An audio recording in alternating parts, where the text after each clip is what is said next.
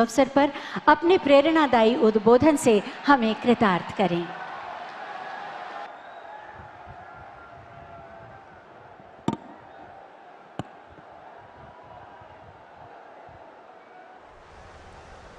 नमस्कार। इसी गांव की संतान, पराव गांव की मिट्टी में जन्म लेने वाले देश के राष्ट्रपति आदरणीय रामनाथ कोविंद जी, आदरणीय श्रीमती सविता कोविंद जी, उत्तर प्रदेश की राज्यपाल श्रीमती आनंदीबेन पटेल, उत्तर प्रदेश के लोकप्रिय मुख्यमंत्री योगी आदित्यनाथ जी, मंच पर विराजमान मंत्रिपरिषद के मेरे साथी, उत्तर प्रदेश मंत्रिपरिषद के मंत्रीगण, सांसदगण, विधायकगण और विशाल संख्या में पधारे आए मेरे प्यारे भाइयों और बहनों, राष्ट्रपति जी ने जब मुझे कहा था कि मुझे यहां आना है,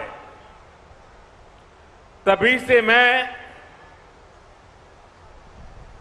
आपके पास आकर के गांव वालों से मिलने का इंतजार कर रहा था। आज यहां आकर वाकई मन को बड़ा सुकून मिला, बहुत अच्छा लगा।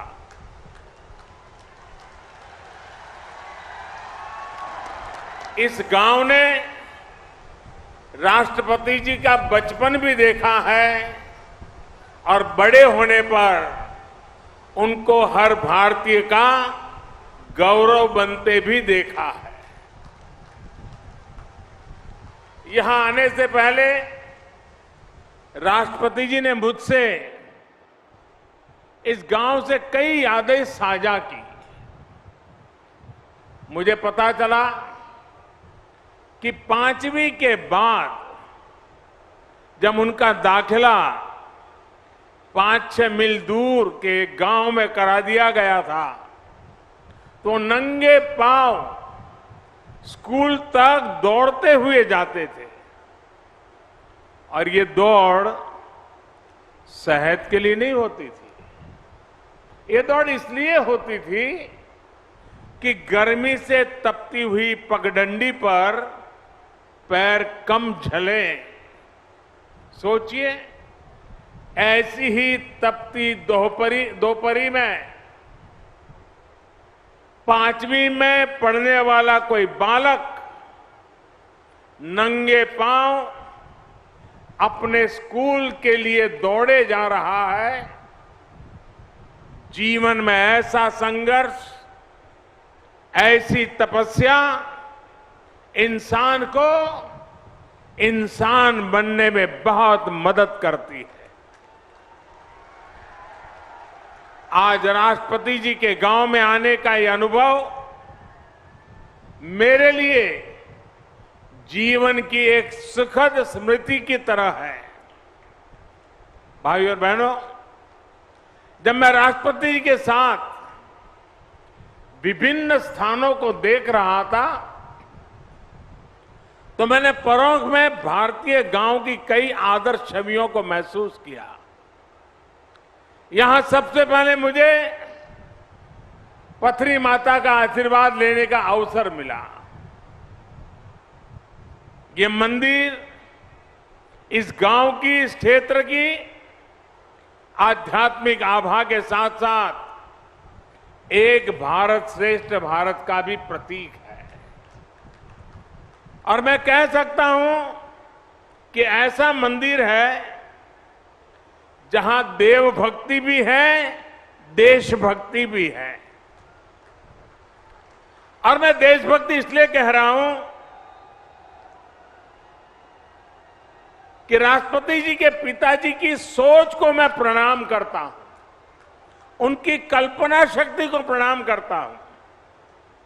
वे अपने जीवन में तीर्थाटन करना, अलग अलग यात्रा स्थानों पर जाना, ईश्वर के आशीर्वाद लेना, इसके लिए कभी घर से निकल जाते थे, कभी बद्रीनाथ गए, कभी केदारनाथ गए, कभी अयोध्या गए, कभी काशी गए, कभी मथुरा गए, अलग अलग स्थान पर गए।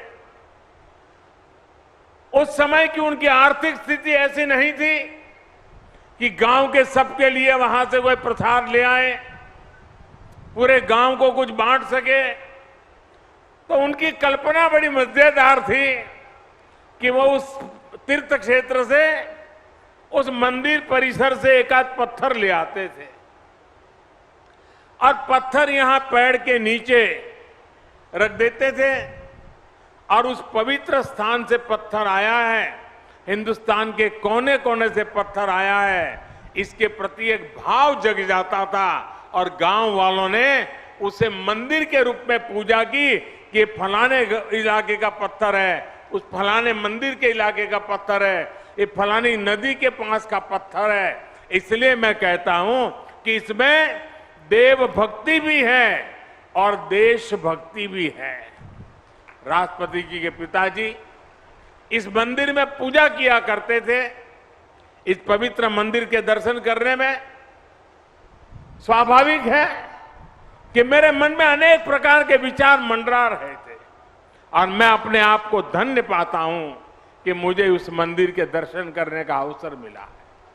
साथियों, परों की मिट्टी से राष्ट्रपति जी को जो संस्कार मिले हैं, उसकी साक्षी आज दुनिया बन रही है।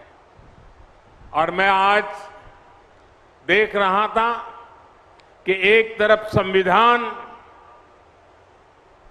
दूसरी तरफ संस्कार, और आज गांव में राष्ट्रपति जी ने पद के द्वारा बनी हुई सारी मर्यादाओं से बाहर निकल करके मुझे आज हैरान कर दिया। वे स्वयं हेलीपैड पर रिसीव करने आए। मैं बड़ी शर्मिंदगी महसूस कर रहा था कि वो उनके मार्गदर्शन में हम काम कर रहे हैं।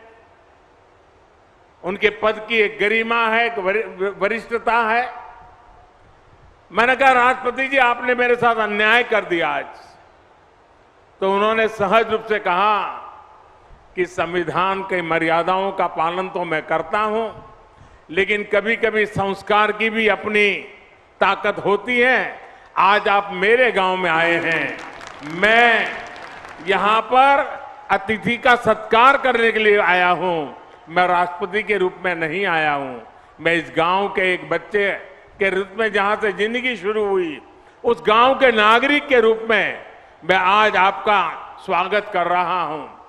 अतिथि देवो भव के संस्कार भारत में किस प्रकार से हमारी रगों में पहुंचे हैं, उसका उत्तम उदाहरण आज राष्ट्रपति जी ने प्रस्तुत किया। मैं राष्ट्रपति जी को आदरपूर्वक प्रणाम करता हूं। राष्ट्रपति जी ने अपने पैतृक आवास को मिलन केंद्र के रूप में विकसित करने के लिए दे दिया था। आज वो विमर्श और ट्रेनिंग सेंटर के तौर पर महिला सशक्तिकरण को नई ताकत दे रहा है।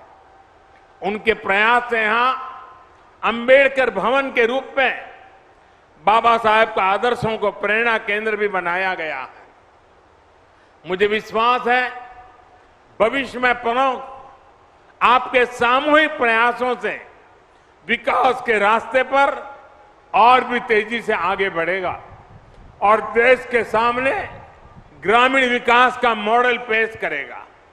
साथियों, हम कहीं भी क्यों न पहुंच जाए, बड़े बड़े शहरों या दुनिया के किसी भी कोने में क्यों न बस जाए, अगर हमने अपने गांव को जिया है तो हमारा गांव हमारे भीतर से कभी नहीं निकलता है। वो हमारी रगों में बस जाता है, वो हमारी सोच में हमेशा रहता है। हम इसलिए कहते हैं कि भारत की आत्मा गांव में बसती है, क्योंकि गांव हमारी आत्माओं में बसता है। आज जब देश अपनी आजादी का अमृत महोत्सव मना रहा है, तो ग्रामीण भारत के लिए, हमारे गांवों के लिए, हमारे सपने और भी महत्वपूर्ण हो जाते हैं।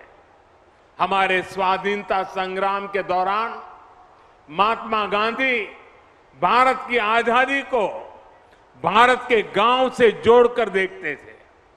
भारत का गांव यानी जहां आध्यात्म भी हो, आदर्श भी हो।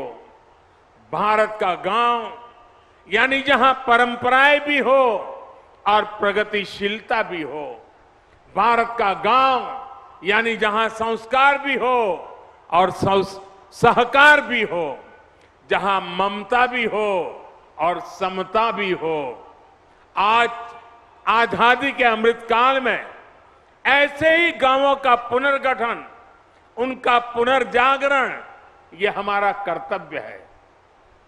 आज इसी संकल्प को लेकर देश गांव, गरीब, कृषि, किसान और पंचायती लोकतंत्र के विभिन्न आयामों में काम कर रहा है।